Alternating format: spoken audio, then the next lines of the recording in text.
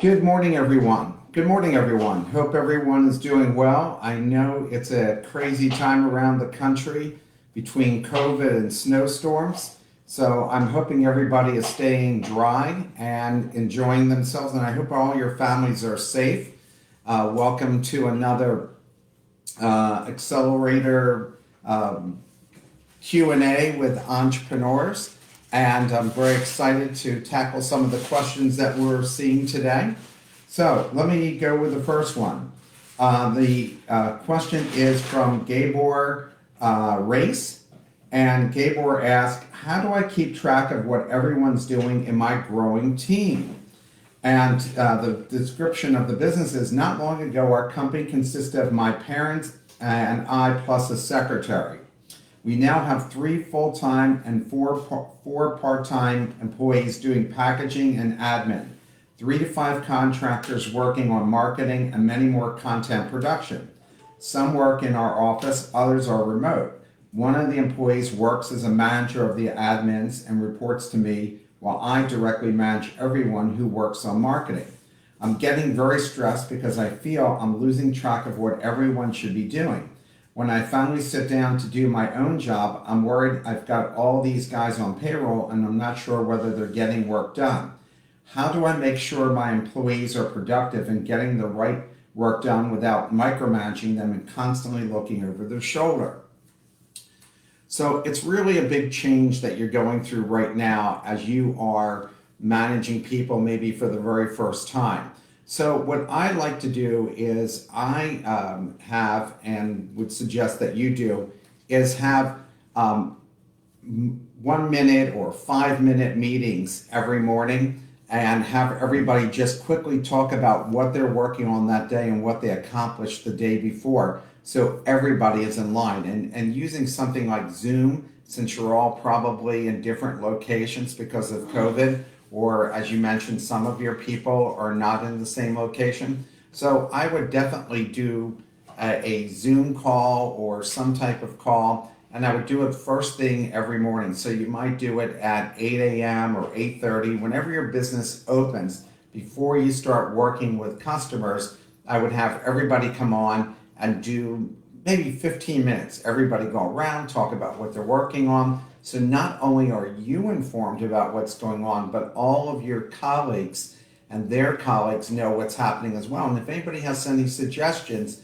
they're able to do that. Also, it won't feel like you're micromanaging to them if everybody comes on and talks about what their day looks like and the challenges they're having and what they might need help with, or if they can offer help to somebody else. So if I were you, I would just do these daily meetings in the morning, and then you can also have them send reports, just a quick email at the end of every week and say, tell me, what you were assigned to do, and tell me what's been accomplished, what hasn't been accomplished, and anything that you're struggling with, because sometimes people don't want to say they're struggling in front of other people in the group because they're afraid that they'll look bad. So do the 15 minutes every morning, ask people to file something at the end of every week, and you can structure it by having them go online like a Google share and have everybody put in what they're working on and what they've accomplished that particular week. Good thing for technology that we have this technology. It makes it easily available to them. So the next question is from Law Jackson. Law's background and question are, thanks to 8 months of mentorship, I have a basic sales process, a short list of vendors, and a project manager in training. I thought sales was my biggest problem. Then I thought it was my limited capacity. Now I know it's my poor system of processes. I'm figuring out my process from sales through to production. It's not perfect, but it works. The real pain is removing myself from the different stages and still getting quality results. You may remember that I'm transitioning away from freelancer mode. It's still pretty much just me. I have a loose plan with 100 little things to do each week. What are some of the ways to implement process, improve my ability to delegate, and develop sales? Do you think an accountability group would help? First of all, I like writing everything down, all the steps that I have to go through to do whatever I'm doing. So if it's sales, I like to write everything down that I need to do for sales, along with the script that I plan to use for those sales. So both for verbal script and a written script that I might send out in emails to people. If I were you, I would also go and put together a process, write out the entire process of what you go through to deliver your product or service, so that way you can see if everything is moving along smoothly and who impacts each of those parts. Not just yourself, but anybody else who comes along the chain, including your clients. So I would put the process for sales, I'd put the process for delivering the product, see if there's any holes in it. And then after that, I would go and take a look and talk to my clients and find out if we're falling down anywhere. Is there anything that we could be doing better? Do they notice anything we can do better? And if you're using outside contractors that are helping you, asking them for their input would be of great help to you. You also ask about, should you join a group that works on your accountability. So there's a lot of these different groups like Vistage out there that you could go and join. Of course, I guess we can help you with that as well. But I think if you're not a disciplined person, then you're probably not going to be successful in business anyway.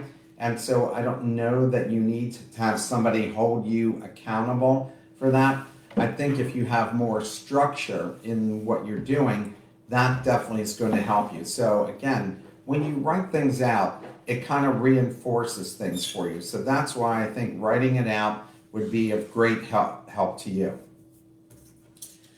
Bob Guerre, and I hope I pronounced that name right, he said, how do you know when to call it quits on a business idea?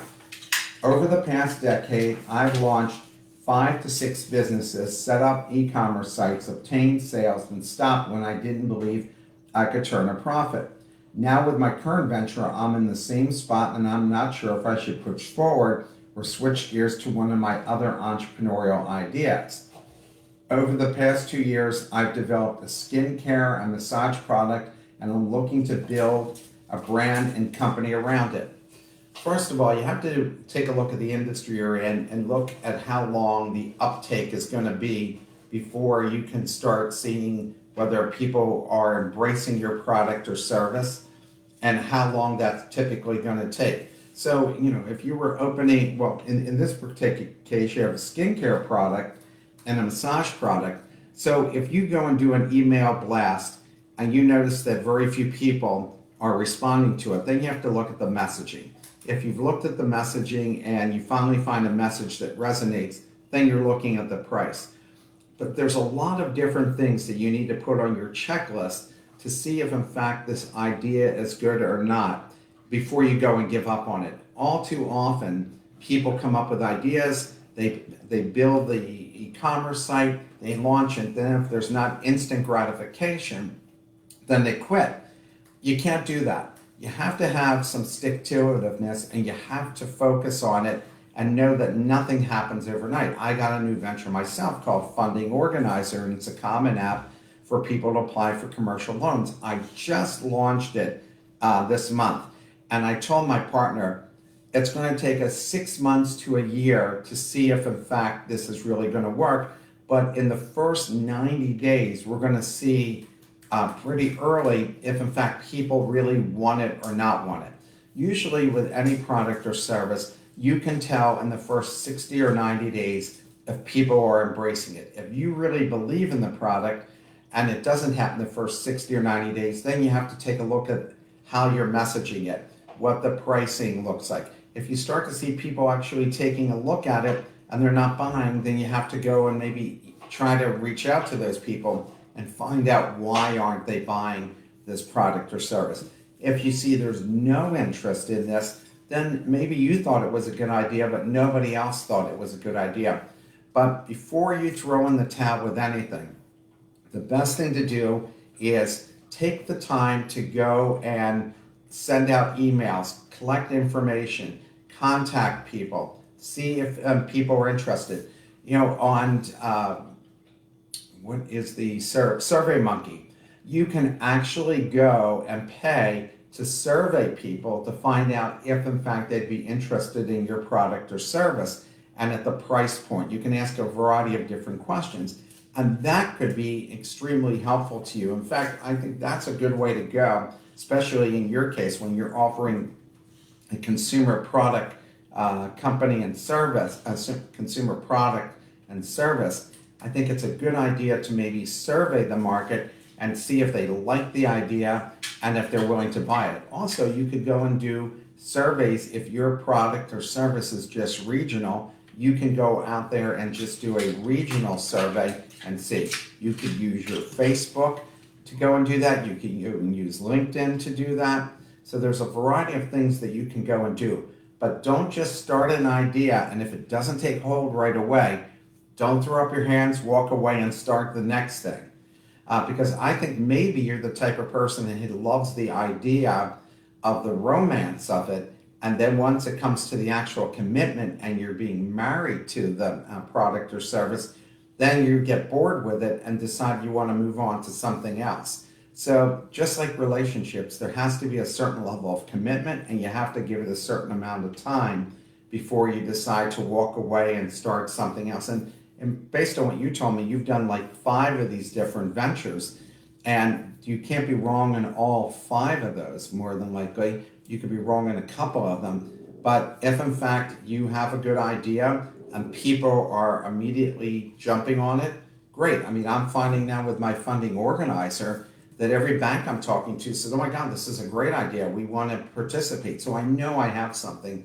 Now I have to twist the dials to make sure I got the right price and give them the right level of service to make sure that we're going to be successful.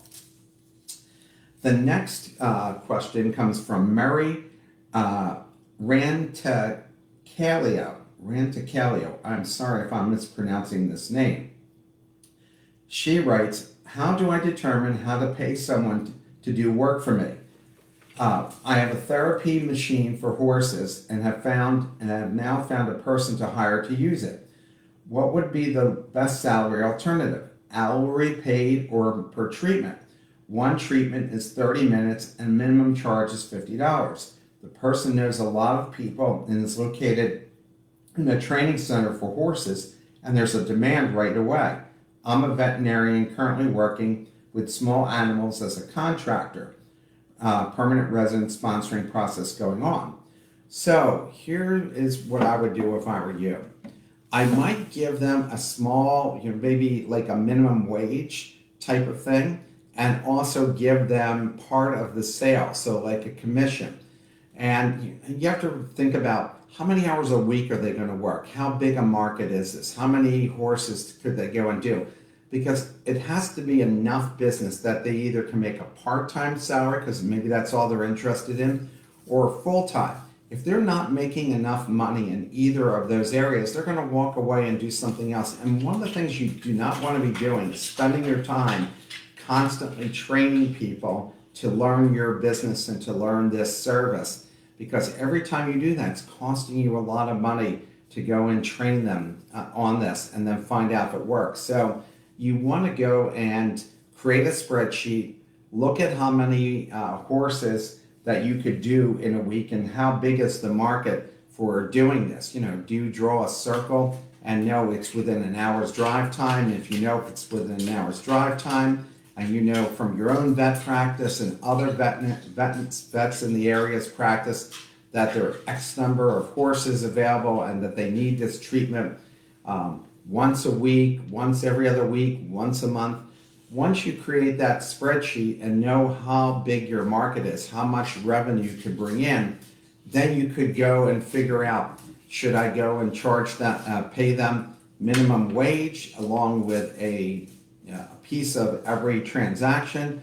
Maybe they're willing to work just for a piece of every transaction, and we have some kind of 60-40 split where you get 60%, they get 40%, or you're going to do a split where after the expense of the actual product is used, because let's say that you're charging $50 and the cost of keeping this machine and everything going is $25. So essentially you have a $25 profit margin.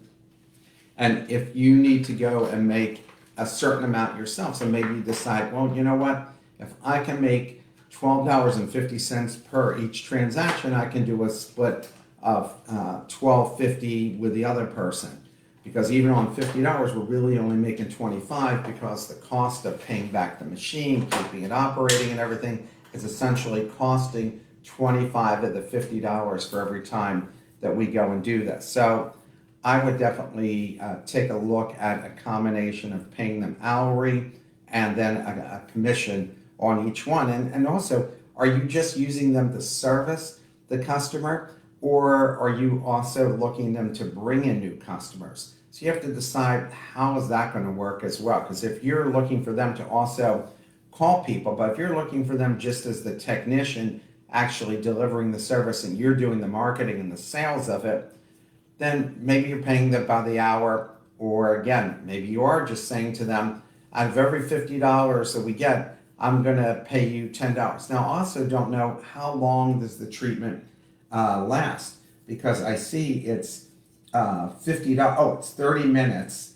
One treatment's 30 minutes with a minimum charge of $50. So they can make a pretty decent amount of money if, in fact, there's a lot of volume here.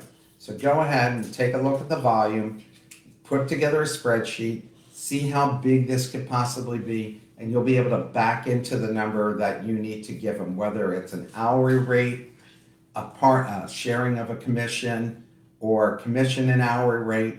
You'll be able to see it. But first, create that spreadsheet and see how big the opportunity is and how much money you believe you'll bring in. And also, you can call all the folks that you'd be taking care of and ask them how often they would use this. So if you had 5 different people who own horses and they each own 4 horses each, and they all said we would be using this on a weekly basis, then you'll be able to come up with the numbers that you'll need in order to make the right decision here.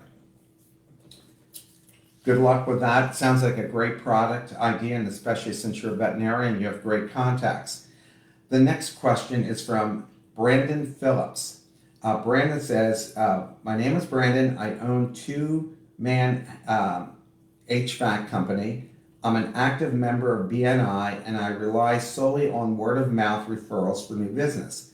We are grateful for the work received, but also ready to grow the business and take it to the next level. At this point, we could easily handle more work.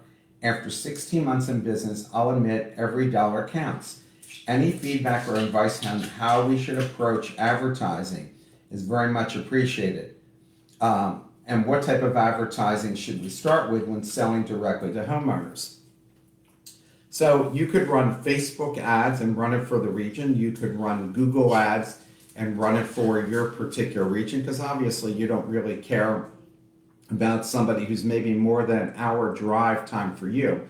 So I would do Facebook ads, I would do Google ads, I would post on Facebook, I would post on Instagram, and I would also post on LinkedIn, and so you can reach as many people as possible. And I would probably do the postings before I would buy the ads.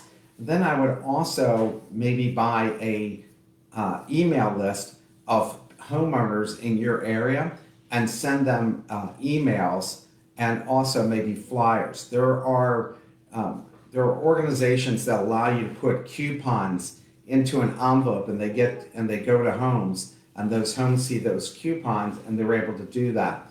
The other thing you might do is there might be people who just sell air conditioning systems, but maybe they don't service them, and they could utilize you as a partner to go and service them.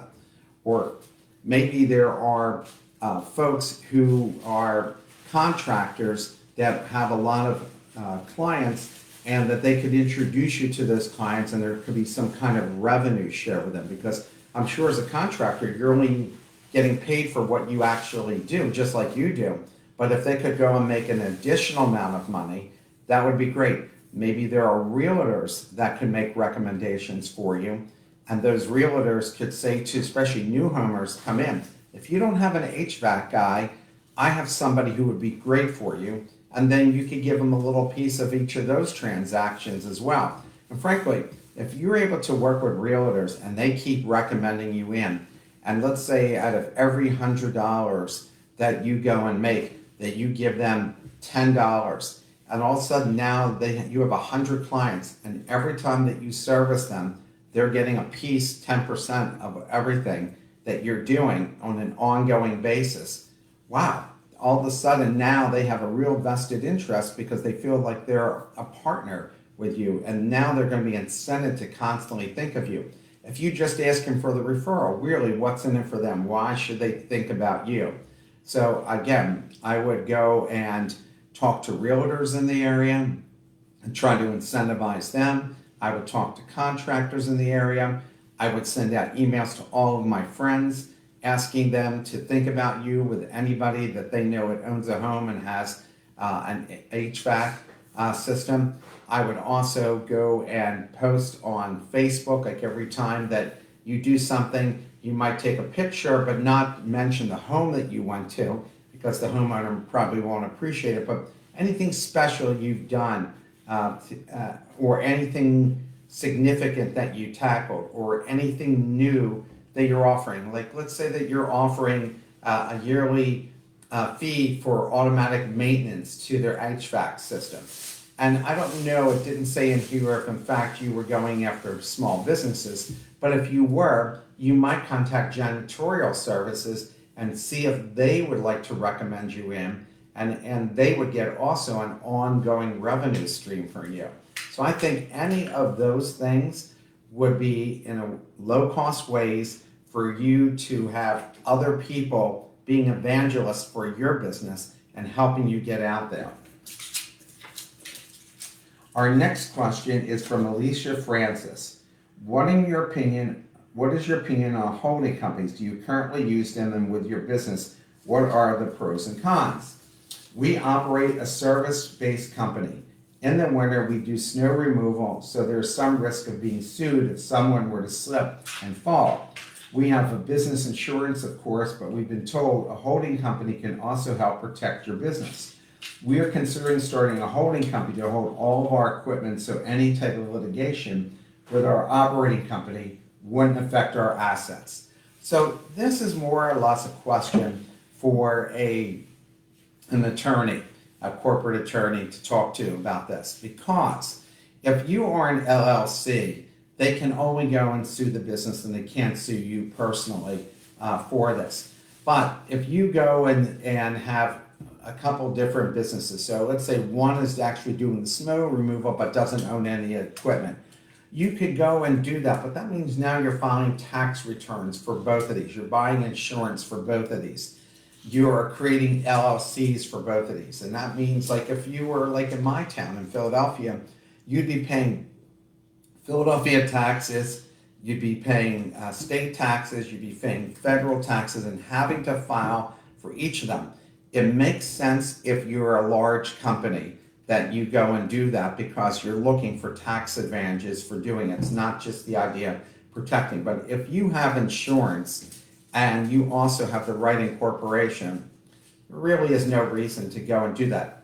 That all being said, every state is different with the liability issues, so you should contact an attorney in your area and ask them for their advice on this. And you might contact your local Chamber of Commerce for recommendations of attorneys who would know something about this type of thing. You would also contact your accountant and ask your accountant what they might recommend about this. And also an insurance broker would also be helpful in this. So there are a few different groups that you would contact to get their input, and then you'd find out if in fact that made the most sense for you. But if you're really running a real small business, I think between the incorporation and your insurance package, it's probably enough to cover you for anything like that.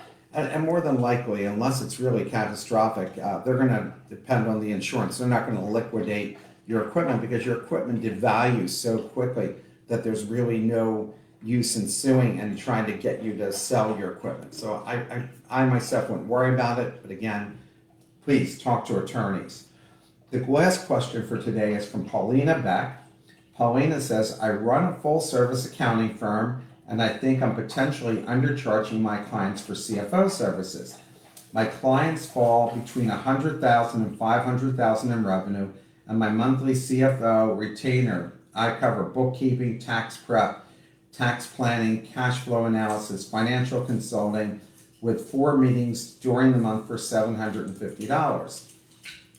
Actually, I don't think that fee sounds unreasonable. You may be able to get 1,000, but again, it depends on where you're located in what part of the country. Because if you're located in Idaho, which costs are much less, somebody probably, it may not pay more than $1,000 a month.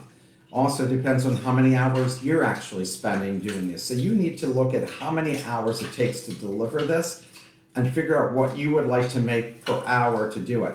So let's say that you say to yourself, you know what, I need to make $50 an hour. So look at how many hours you're giving them for $750 and see if that makes sense. And don't forget, when you calculate this, you have to calculate if you're driving, which probably now you're not because of COVID, but if you were driving, how much time does it take you to get to that client? How much time does it take you to get back to the client because you're not doing anything during that period? How much time does it take you to prepare to go and meet with that client? And how long does it take you to do all the different things that you're doing? And create a spreadsheet for all of these different things. So mark down time for preparation, mark down time for travel, mark down time to come back, mark down time for calls that you might do with them.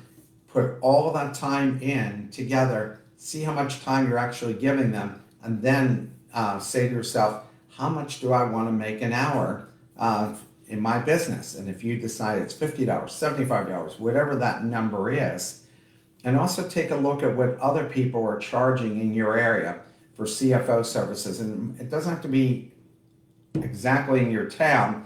Maybe it's a town over. Maybe it's an hour away if in fact the cost of living is relatively the same. Again, you have to take a look at what those things are.